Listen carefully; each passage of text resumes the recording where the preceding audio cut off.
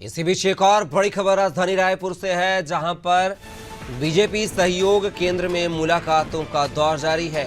आम जनता और कार्यकर्ताओं की सुन रहे समस्याएं। अलग अलग दिन अलग अलग मंत्री रहेंगे मौजूद। आज दयालदास बघेल रहेंगे सहयोग केंद्र में मौजूद। दयालदास बघेल सुनेंगे आम जन की समस्याएं। तो ये बड़ी पहल सरकार की तरफ से की गई है। भारतीय जनता पार्टी कार्यालय यानी कि बीजेपी सहयोग केंद्र में मुलाकातों का दौर जारी है। आम जनता की समस्याओं को सुनने के लिए अलग अलग मंत्रियों को जिम्मेदारी दी गई। और इस खबर पर भी हमारे साथ जो हमारे सहयोगी कुलभूषण हमारे साथ जुड़े हुए हैं। कुलभूषण, बात की जाए तो बीजेपी सहयोग केंद्र में आम जनता के लिए जो है ये दरबार लगेगा और आज जो है एक मंत्री हैं दयालदास बघेल, उनको ये जिम्मेदारी दी गई है।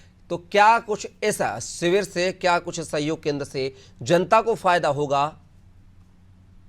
जी बिल्कुल। भाजपा सरकार द्वारा एक बड़ी अच्छी पहल है, क्योंकि अब तक मुख्यमंत्री जी थे जो जनदर्शन किया करते थे। तो जनदर्शन के दौरान जो होता था कि उतने लोग उनसे मुलाकात नहीं कर पाते थे, क्योंकि 2 से 3 घंटे का ही ज्यादातर समय रहता था और उस दौरान ज्यादातर लोग जो होते थे वो उनसे मुलाकात नहीं कर पाते थे।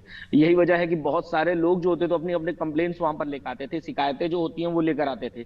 तो अब ये तय किया गया है कि जितने भी मंत्री होंगे वो हर एक दिन अपना एक डेट डिसाइड करेंगे। उस प्रतिदिन जो होगा उस दिन, जैसे आज दयालदास बघेल हैं, वो सहयोग केंद्र में वहां पर बैठेंगे और वो अपने विभाग क्षेत्र के जितने भी समस्याएं हैं वो वहां पर लेंगे। उस विभाग क्षेत्र के अधिकारी वहां मौजूद होंगे। साथ ही जो उस समय जो जनदर्शन के उनके पास में लोग आएंगे उनसे डायरेक्ट मुलाकात करेंगे, अपनी डायरेक्ट समस्याएं उनके पास में रखेंगे।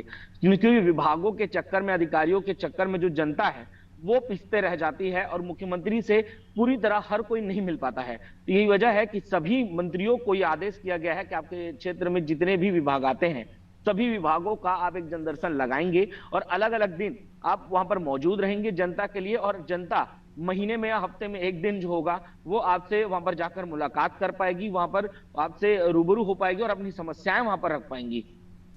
लेकिन कुलभूषण, जैसा कि आपने कहा कि जो अलग अलग मंत्रियों को जिम्मेदारी सौंपी गई है, लेकिन यहाँ पर आने वाले लोगों की जो समस्या है उनका निराकरण कब तक किया जाएगा? ये भी कुछ समय सीमा तय की गई है क्या कि जन सहयोग केंद्र में अगर कोई पीड़ित आता है, कोई फरियादी आता है तो उसकी समस्या का निराकरण कितने दिन में हो जाएगा?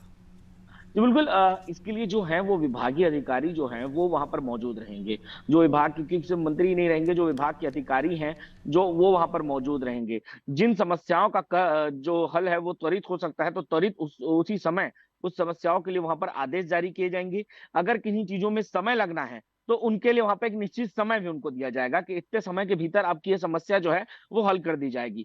और ज्यादातर चीजों में मैं बता दूं कि अधिकारी चूंकि वहां पर मौजूद रहेंगे तो तत्काल ही उस अधिकारी को ये निर्देश वहां पर दिए जाएंगे कि इनकी जो भी समस्या है वो तत्काल वहां पर हल की जाए। अब ये देखने वाला बात होगा, क्योंकि आदेश जारी करना या फिर कोई निर्देश देना और उसका जमीनी स्तर पे काम करना वो अधिकारियों पे होता है। और वो कितना ये कारगर साबित होता है, कितनी जनता को इसमें मदद मिलती है, वो एक देखने वाली बात होगी। क्योंकि मंत्री तो आदेश दे देते हैं लेकिन अधिकारी जो होते हैं वो इसमें कोताही करते नजर आते हैं। तो चूंकि आज पहला जनदर्शन जो है मंत्रियों का आज से शुरू होने वाला है, आने वाले समय में ही पता चल पाएगा कि जनता को इसका कितना लाभ मिल पाया है।